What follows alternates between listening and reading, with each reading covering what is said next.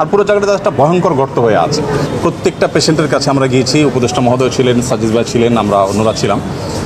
যেটা আপনারা একটু আগে শুনেছেন যে আসন্না ফাউন্ডেশন চ্যারিটেবল অর্গানাইজেশন, আমরা আমাদের নিজস্ব যে তহবিল আছে সেই তহবিল থেকে কোনো প্রকার পাবলিক ডোনেশন নেওয়া ছাড়া আমাদের নিজেদের অন্য সমস্ত প্রজেক্টগুলোকে এই মুহূর্তে স্টপ করে দিয়ে এই প্রজেক্টে আমরা সর্বোচ্চ প্রায়োরিটি দিয়ে কাজ করছি। কারণ হসপিটালগুলোতে যে দৃশ্য, এই দৃশ্যগুলো যদি কেউ নিজের চোখে না দেখে সে আসলে কোনোভাবে অনুমান করতে পারবে না যে ভয়াবহতা কোন পর্যায়ে পৌঁছেছে।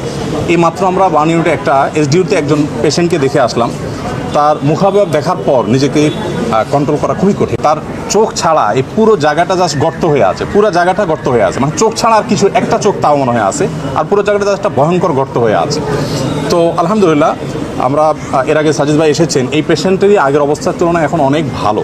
এটা হলো একটা আনন্দের সংবাদ যে তাদের খুব প্রপার ট্রিটমেন্টের মাধ্যমে তারা সুস্থ হয়ে উঠছে। আমরা ফাউন্ডেশন থেকে 5 কোটি টাকা ইতিমধ্যে আলহামদুলিল্লাহ